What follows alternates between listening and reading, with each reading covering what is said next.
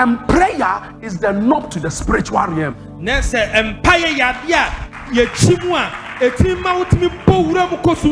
that which connects you from the physical. From the physical to the spiritual. So you don't worry, you have started praying. You are not feeling it. Don't worry. There is something happening. You are praying. You feel physical. You feel carnal. Don't worry. Something is happening. So you cannot be losing concentration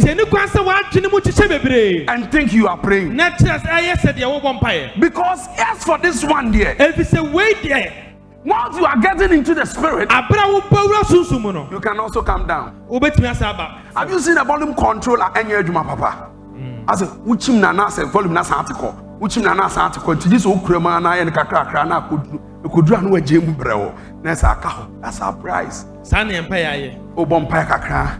Now 9 years to another level in the spiritual, then the Bibiachu, now service. Vampire, Bibiachu.